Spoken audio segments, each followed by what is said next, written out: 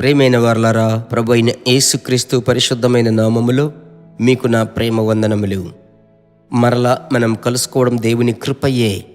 మన విమోచకుడు సజీవుడై ఉన్నాడు కనుకనే మరలా మనం మరొకసారి ఒకరిని ఒకరం కలుసుకుంటున్నాం. ప్రభువుకి స్తోత్రం. పరిశుద్ధాత్మనితో అనుదినము అను ఈ క్లుప్త సందేశం, ఈ షార్ట్ మెసేజ్ ఈ దినమంతటికి మీ చెవులలో వినబడుతూనే ఉండాలన్నదే నా హృదయ వాంఛ, కోరిక.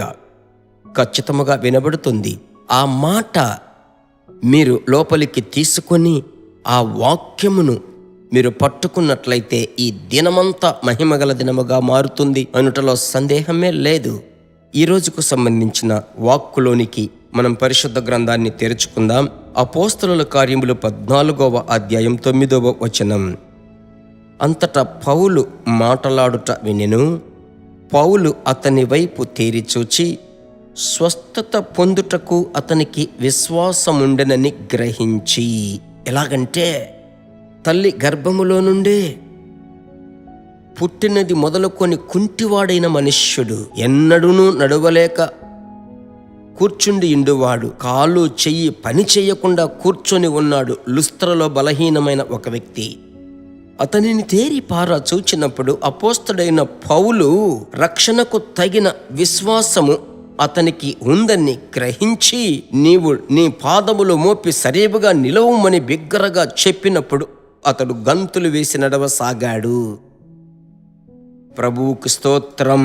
రక్షణకు అవసరమైన విశ్వాసం అద్భుతములను తీసుకొస్తుంది.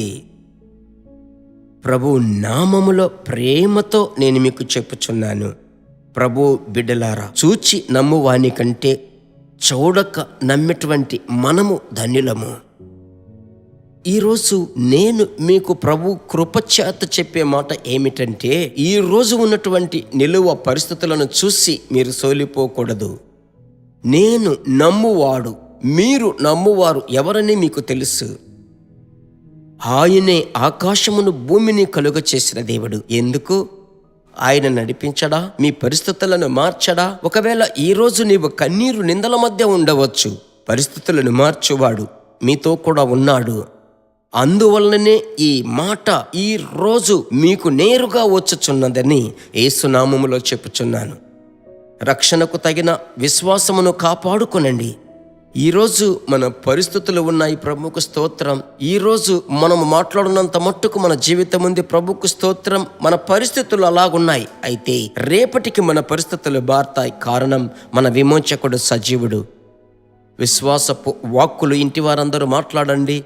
ఒకరిని ఒకరు మీరు ప్రోత్సాహకరమైన మాటలు చెప్పుకొనండి. ఆత్మలో ఒక ప్రాణ విమోచన కలుగుతుంది. సరేనా? ప్రార్థించుదాం. నాతో కలిసి ప్రార్థించండి. కుడి చేతిని పైకెత్తి సాధ్యమైతే.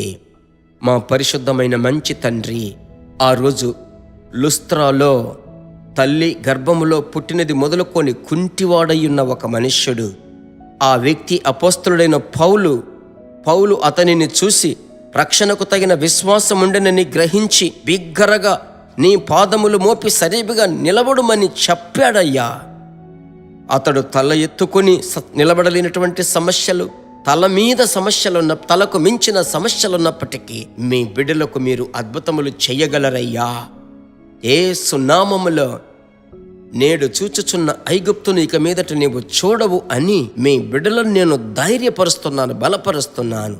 ప్రభు యొక్క నామం బలమైన దుర్గం. నీతిమంతులు అందులో ప్రవేశించి సురక్షితముగా ఉందురు. చక్కటి ఆరోగ్యమును, ధైర్యమును బిడ్డలకు అనుగ్రహించి ప్రభువా మీరు నడిపించబోతున్నారు. మీకు కోట్ల స్తోత్రములు యేసు నామములో తండ్రి, ఆమెన్.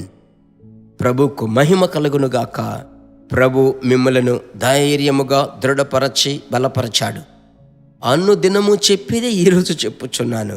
మీ వల్లే ఎంతమంది సోలిపోయి ఉన్నారో తెలియదు కదా. వారికి ఈ క్లుప్త సందేశమును షేర్ చేయండి. వారు ప్రభునందు బలము పొందుకుంటారు. ప్రభు చిత్తమైతే మరలా కలుసుకుందాం. మీ కొరకు మేము ప్రార్థిస్తున్నాం. నా కొరకు, యేసు దర్శించుచున్నాడు పరిచర్యల కొరకు మీరు ప్రార్థించాలని ప్రేమతో కోరుచున్నాను. God bless you.